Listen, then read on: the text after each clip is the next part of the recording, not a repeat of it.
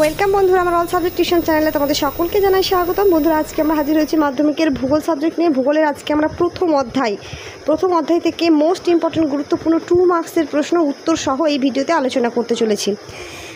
দেখো, ভিডিওটি ভীষণই গুরুত্বপূর্ণ এই কারণেই আমি বলবো তোমাদের প্রত্যেককে যে আমার চ্যানেল থেকে উত্তরগুলো তোমরা সংগ্রহ করার চেষ্টা করবে।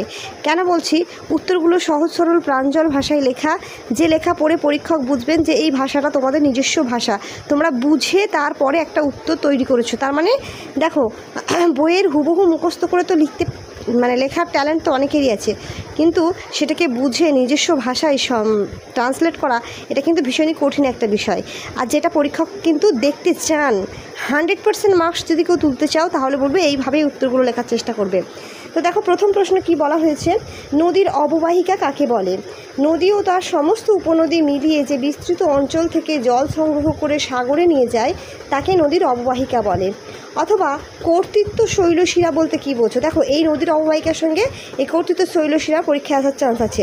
তো যেগুলোর সঙ্গে যেগুলোর টাচ আছে আমি সেইগুলোর কিন্তু তোমাদের অথবা দিয়ে প্রত্যেকটা প্রশ্নই, আসলে এখানে তোমরা শুধুমাত্র মোস্ট ইম্পর্টেন্ট গুরুত্বপূর্ণ প্রশ্নগুলোই দেখতে পাবে। এখানে কিন্তু এক্সট্রা প্রশ্ন দেওয়া হচ্ছে না, যে একেবারে তোমাদের খুঁটিয়ে বই ধরে দেওয়া হচ্ছে এরকমটা কিন্তু নয়, শুধুমাত্র গুরুত্বপূর্ণ প্রশ্নগুলো দেওয়া হচ্ছে।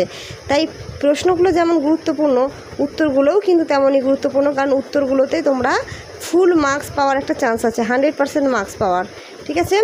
তো নেক্সট যে অথবা দিয়েছিল, কর্তৃত্ব শৈলশিরা বলতে কী বোঝো?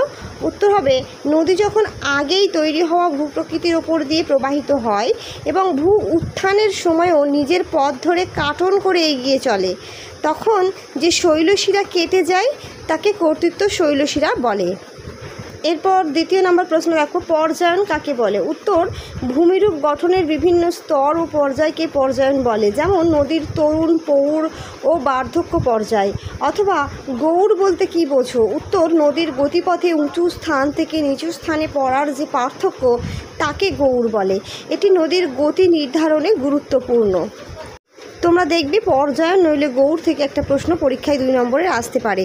তো দশম শ্রেণীর ভূ পরিচয় ও পরিবেশ, এই যে বইটি ডক্টর গৌতম মল্লিকের লেখা, সেই বইটি যদি তোমাদের কারো কাছে থেকে থাকে তাহলে তোমরা অনুশীলনীতেই প্রশ্নগুলো পেয়ে যাবে।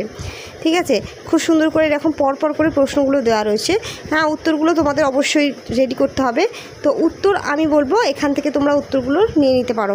আমি যে উত্তরগুলো দিচ্ছি এই উত্তরগুলো আমি বলবো তোমাদের মাধ্যমিক পরীক্ষার জন্য একেবারে 100% মার্কস তোলার ক্ষেত্রে সহায়ক হবে। পর্যায়ন গৌড়ের পরে নেক্সট গুরুত্বপূর্ণ আকারে যেটা রাখা হচ্ছে, প্রপাত কাকে বলে? উত্তর, নদীর গতিপথে কঠিন ও নরম শিলা একত্রে থাকলে নদীর জল হঠাৎ নিচে পড়ে, তখন প্রপাত বা জলপ্রপাত তৈরি হয়। অথবা খাঁড়ি কাকে বলে? খাঁড়ি কাকে বলে? মোস্ট ইম্পর্টেন্ট প্রশ্ন। উত্তর, সাগর বা নদীর জলভাগ বা স্থলভাগে সরু জিভের মতো ভিতরে ঢুকে যায়, তাকে খাঁড়ি বলে। এর জল জোয়ার ভাটার প্রভাবে পরিবর্তিত হয়। নেক্সট 4 নম্বর প্রশ্ন, মন্থকূপ কাকে বলে? উত্তর, নদীর জলপ্রপাত অংশের নিচে জল পড়ে একটি গভীর গর্ত সৃষ্টি করে, তাকে মন্থকূপ বলে। এটি আবর্তক হয়ে গঠিত হয়।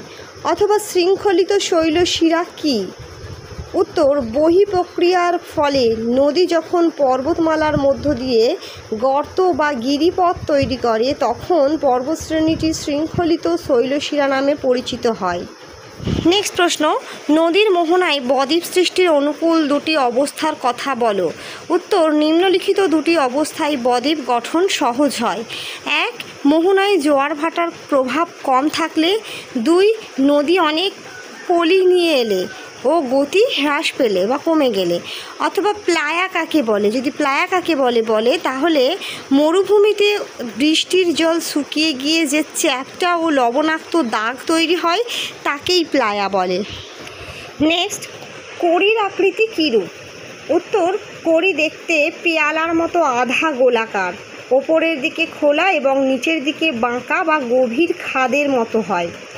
অথবা নিকবিন্দু কাকে বলে?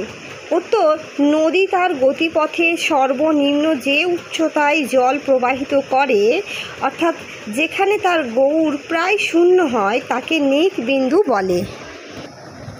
নেক্সট প্রশ্ন, অ্যারেট কীভাবে সৃষ্টি হয়?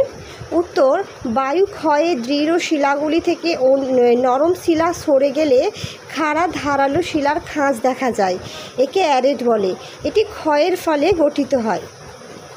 অথবা বার্গশুণ্ড কাকে বলে? উত্তর, উচ্চ শৈলশিলার দুই পাশে দুটি কড়ির মুখ পরস্পরের দিকে এগিয়ে এলে তাদের মাঝে ধারালো পাথরের রেখা তৈরি হয়, একে বার্গশুণ্ড বলে। নেক্সট প্রশ্ন, বহির্জাত প্রক্রিয়া কাকে বলে? উত্তর, পৃথিবীর উপরিভাগে বায়ু, জল, বরফ, নদী ইত্যাদির ক্রিয়ায় যে প্রক্রিয়ায় ভূমিরূপ পরিবর্তিত হয় তাকে বহির্জাত প্রক্রিয়া বলে। এরা প্রধানত ক্ষয়, পরিবহন ও সঞ্চয় কাজ করে। অথবা দিয়ে থাকতে পারে, অবরোহণ বা ডিগ্রেডেশন কাকে বলে? উত্তর হবে, ভূমির উচ্চতা ধীরে ধীরে কমে যাওয়ার প্রক্রিয়াকে অবরোহণ বা ডিগ্রেডেশন বলা হয়। এটি বহির্জাত প্রক্রিয়ার ফলে ঘটে, যেমন নদীর ক্ষয় বা বায়ুর ক্ষয়। এরপর নেক্সট গুরুত্বপূর্ণ আরেকটি প্রশ্ন, দেখো এগুলো কিন্তু পরীক্ষায় দেখবে, এর মধ্যে 100% তোমরা কমন পাচ্ছ। প্রত্যেকটাকে গুরুত্ব সহকারে মুখস্থ করার চেষ্টা করবে। নেক্সট প্রশ্ন, জল বিভাজিকা কাকে বলে? উত্তর, দুই নদীর জল নিষ্কাশন এলাকার মাঝখানে যে উঁচু ভূমি থাকে তাকে জল বিভাজিকা বলে। এটি দুটি উপত্যকার জলধারাকে পৃথক করে। জল বিভাজিকার সঙ্গে তোমাদের মোস্ট ইম্পর্ট্যান্ট আকারে আরেকটি প্রশ্ন থাকতে পারে, যেটা তোমাদের অথবা আকারেই পরীক্ষায় আসতে পারে। দেখো জল বিভাজিকার বিপরীতে যেটা থাকতে পারে, মধ্যগ্রাম রেখা কাকে বলে? খুবই গুরুত্বপূর্ণ এই প্রশ্নটিও, তোমরা খুব ভালো করে দেখে অতি অবশ্যই যাবে। আজকের এটা বলতে পারো লাস্ট প্রশ্ন। তো মধ্যগ্রাম রেখা কাকে বলে? দুটি উপনদী বা উপত্যকার মাঝে অবস্থিত সমতল বা সামান্য উঁচু অঞ্চলকে মধ্যগ্রাম রেখা বলা হয়। এটি সাধারণত নদী ক্ষয় দ্বারা গঠিত হয়। আমি যেগুলো অথবা দিয়ে দিলাম, তোমরা যদি একটু ফলো করে দেখো বুঝতে পারবে দুটোর সঙ্গে কিন্তু কানেকশান আছে। সব প্রশ্নতেই একটির সঙ্গে আরেকটির কানেকশান আছে, সেই জন্যই ওইগুলোই অথবা দিয়ে রাখা হয়েছে। অর্থাৎ যদি জল বিভাজিকা তোমাদের এই বছরের পরীক্ষায় আসে, পরের বছরের পরীক্ষার জন্য কিন্তু মোস্ট ইম্পর্ট্যান্ট আকারে তোমরা রাখতে পারো মধ্যগ্রাম রেখা কাকে বলে। এইভাবে কিন্তু আরও বেশি এগুলো ইম্পর্ট্যান্ট হয়ে যাচ্ছে, ঠিক আছে? কারণ পরীক্ষার খাতায় আমরা প্রিভিয়াস ইয়ার প্রশ্নপত্রগুলো বাছাই করে আমরা এই প্রশ্নগুলোকে তোমাদের সামনে তুলে ধরছি, যে বাছাই করার পর আমাদের মনে হচ্ছে যে হ্যাঁ, এটার বিপরীতে এই প্রশ্নটাই পরীক্ষায় এসেছে। তার মানে এই দুটোই ইম্পর্ট্যান্ট আমাদের ভূগোল সাবজেক্টের 2 নম্বরের প্রশ্নের জন্য। এবার এর মধ্যে একটা 100% কমন আসার চান্স আছে, তাই সেটাকে আমরা তখন সাজেশান আকারে পরীক্ষায় রাখি, ঠিক আছে? তো অনেক বাছাই করেই কিন্তু আমরা প্রশ্ন দিচ্ছি তোমাদের। বিশ্বাস রাখলে তোমরা একদমই ঠকবে না, বরং 100-এ 100% মার্কস কীভাবে তোলা চাই তার ফুল প্রসেস, ফুল চেষ্টা আমরা এই চ্যানেলে চালিয়ে যাব।